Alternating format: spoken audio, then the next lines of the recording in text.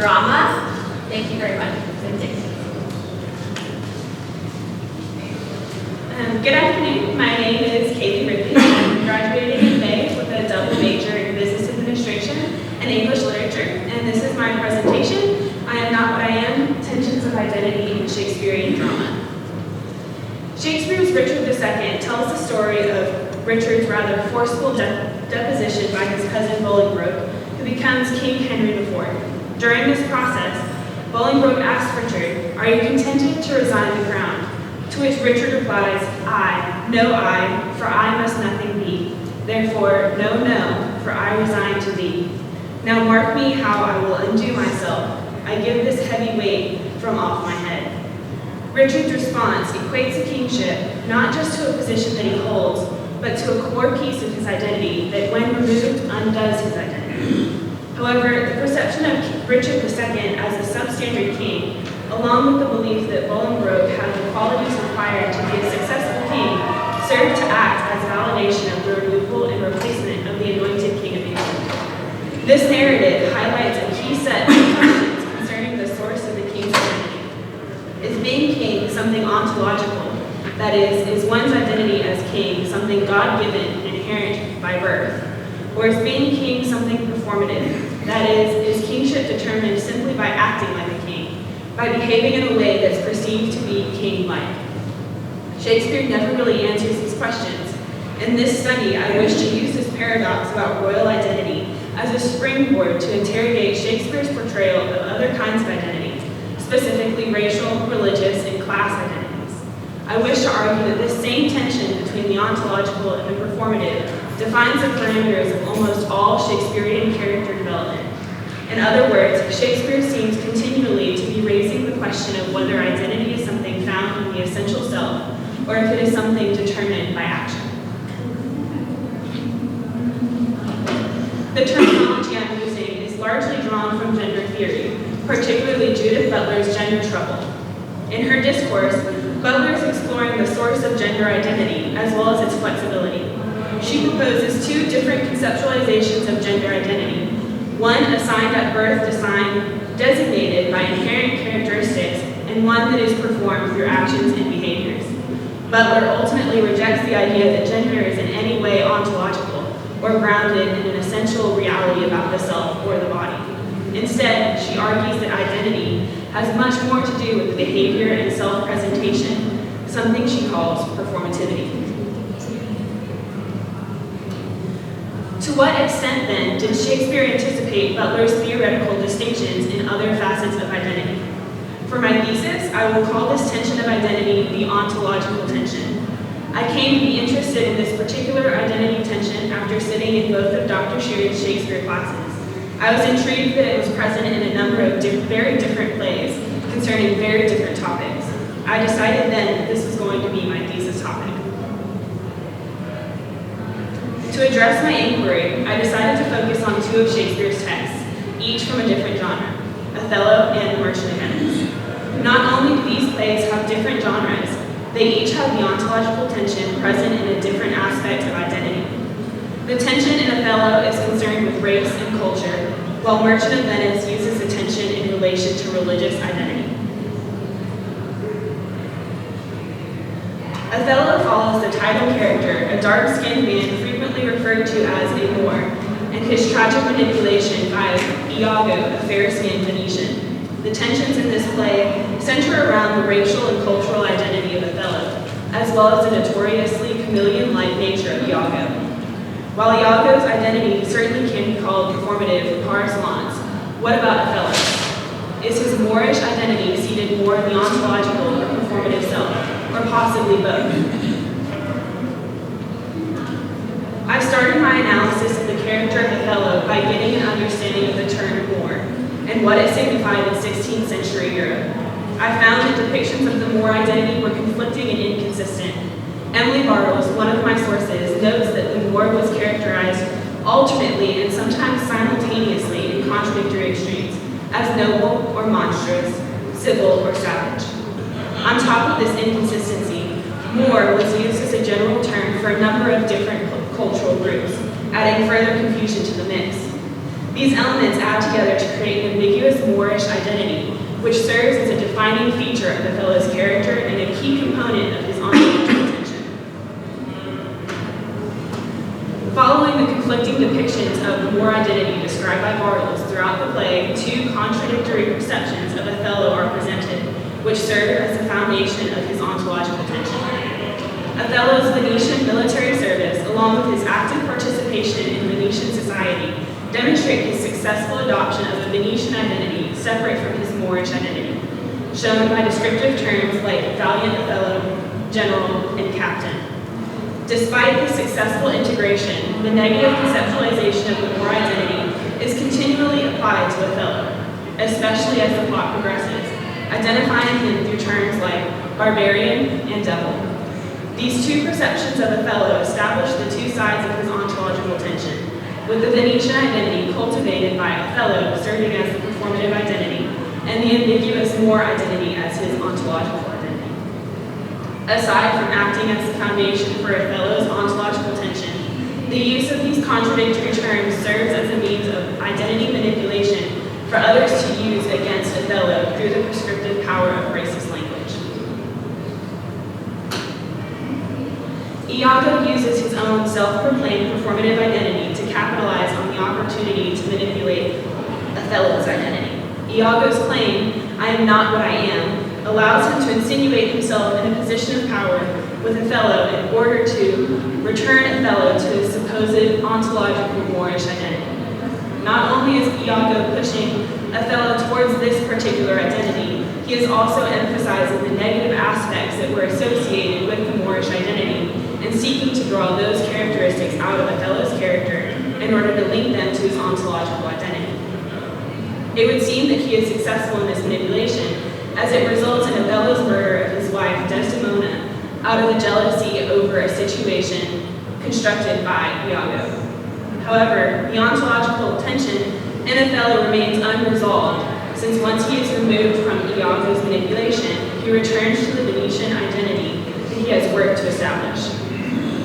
Iago's own flexibility with his identity and his ability to manipulate Othello from one to another speaks both to the prescriptive power of racist language as well as to anxiety surrounding the shifting and inconstant nature of identity that Shakespeare seems to be exploring. Jessica's religious identity in The Merchant of Venice presents the same tension between ontology and performativity, but in the context of religious identity. The Merchant of Venice has a couple of plots that eventually all connect together at the conclusion of the play. The one I have focused on follows the Jewish characters of that play. Shylock, a Jewish moneylender, and his daughter Jessica, who has fallen in love with a Christian and converted from Judaism. Jessica's conversion from Judaism to Christianity offers an ontological tension centered around religion, specifically Judaism because of its hereditary nature. I structured my examination of The Merchant of Venice by focusing on the questions: what were the assumptions about religious identities at the time, and what did those assumptions suggest about societal concerns? And what about Jessica's conversion, and what does Jessica's conversion indicate about the nature of identity? Much like with Othello, I started my analysis of The Merchant of Venice by taking a look at the societal context surrounding the Jewish identity at the time. During this period, the Jewish identity was generally seen as something intrinsic and immutable. These perceived hereditary differences distinguish the Jewish people as inherently more closed-minded, greedy, and literalistic than the Christian people. It also begs the question, what did it mean for a Jew to convert to Christianity? Is Jewishness performative enough so that it can be renounced simply by enacting another creed? Or is there an ontological remainder that will always hinder authentic conversion? Once again, Shakespeare's answers to these questions are deeply ambivalent. On the one hand, Shylock serves as a demonstrative representation of the typical societal perceptions of the Jewish people at the time. He is seen as inferior and irredeemable in the eyes of Christian society, unworthy and incapable of conversion due to his inherent Jewish identity.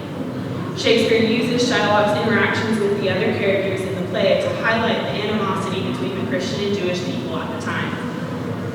Throughout the play, descriptions like the Jew is the very devil incarnation are ascribed to Sherlock, indicating his perceived inferior and sinful status.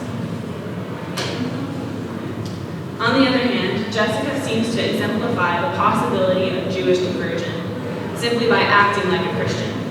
There are two main components that serve as the foundation for Jessica's ontological tension. The first is her continued emphatic differentiation between herself and her father. She claims, though I am daughter to his blood, I am not to his manners. And other characters reinforce her assertion through their own observations of the differences between Jessica and Shylock. The second is her marriage to a Christian man and her voluntary conversion to Christianity from Judaism. She decides that she shall end this strife, become a Christian, and thy loving wife. The inferior status that was ascribed to the Jewish people and passed through birth at the time made conversion from Judaism to Christianity rather difficult to successfully achieve. There are three main elements that made Jessica a more solid candidate for conversion. The first is the fact that she is a female. At the time, it was believed that the hereditary traits of Judaism were determined and passed down through the father. Since she is a woman, Jessica would not pass down any of her hereditary Jewish traits to the children she would have with her Christian husband. The second is the continuous description of Jessica as fair. As in the description, "'Tis a fair hand, and whiter than the paper it writ on is the fair hand that writ." The Jewish people were associated and depicted with dark skin, so Jessica's description as fair separates her from the Jewish population and makes her more compatible with Christian society. Finally, the vehicle for Jessica's conversion is her marriage to a Christian man. As a married woman, Jessica would be in the control of her Christian husband, so she poses less of a threat to Christian society as a convert. And yet, while Jessica's conversion is seemingly successful, she continues to be designated as other because of her previous Jewish identity, demonstrated by comments such as, "The sins of the father are to be laid upon the children." The othering that continues for the rest of the play marks Jessica's ontological tension as ultimately unresolved. While each play has its own significant takeaway, a couple of overall conclusions can be drawn regarding Shakespeare's use of ontological tension across multiple genres and topics. First, and perhaps most significant, Shakespeare leaves these tensions largely unresolved at the core. He makes no definitive statement that identity is seated in either the ontological or performative self. Instead, he explores how they interact and pull on each other as a way to explore the nature of identity. Second, through this tension, Shakespeare seems to be expressing anxiety about the shifting and unstable nature of identity. Either way, through the tensions in these plays, Shakespeare is able to call on his audience to take a deeper look at the nature of identity, keeping him relevant in today's society as identity politics remain at the forefront of discussion. Thank you.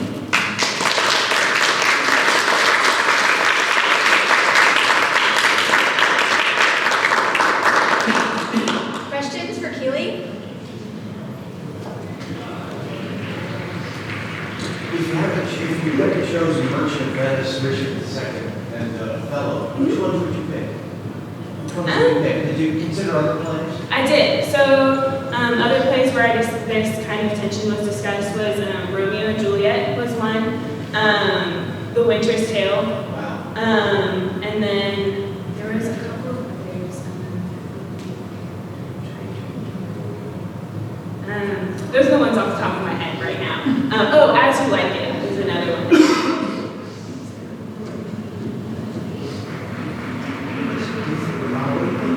And a lot of Clarence's friends' acceptance of Jessica because of their start anonymity and knowledgefulness of her father. It's kind of hypocritical of them to be so accepting of her to their co-worker or it's fair. So it's kind of playing into this tension in that, like, Jessica has been set up as a character more available to conversion, like the way she's been described and depicted. She has these characteristics that make her more open to conversion and so more acceptable to Venetian society, like Antonio Lorenzo's friend.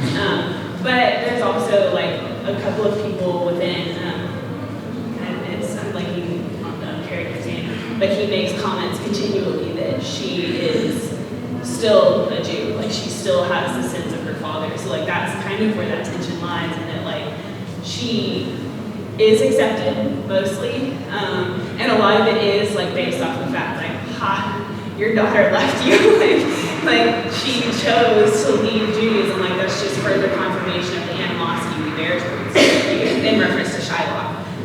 But yes, that's where a lot of that tension lies, and it's kind of. And on your slides, you have a lot of images of the productions. Yeah. Did you look at all into how, like, over time, the production has been received, like, as, like, a play that's actually performed and not just as a literature? I haven't looked a whole lot into how it's been received. Like in our study, we do a lot of looking at how directors choose to portray certain things. So in one of my previous slides, one of the ones with Othello. Yep, that one. So like you see progression from taking a white man and painting him black to portray a black man to like having an actual black man portrayed. So like those types of director's choices are something that we looked into, and it's like definitely changed, like especially with also the way Shylock has been portrayed too. So like the the nose, and then just like the angriness, and then how like as he becomes a more sympathetic character, like through it, like over the time as he's been analyzed, he becomes more visually sympathetic as well.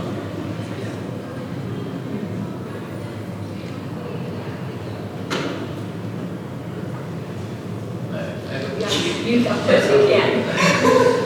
Just looking at those pictures, I think it's really interesting that it's still acceptable, considered acceptable for a non-Jew to play a Jew. But not obviously to blackface. It's obviously not acceptable in where it's not really a question for you, it's like a cultural question, but that's problematic. To be playing Shiloh.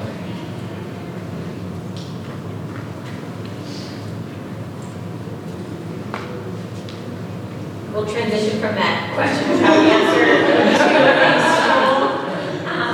you're still on, like to invite Professor Sheeran to come up and present to you guys your honors stone recognition of everything she's accomplished in the honors program.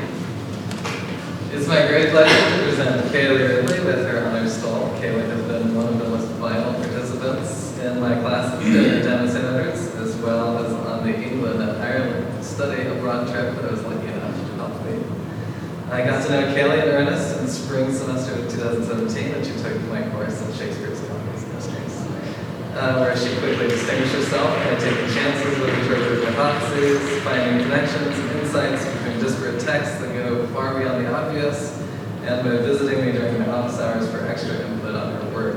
Kaylee is one of the rare students who not only listens to advice, but works very hard to achieve and surpass what is suggested.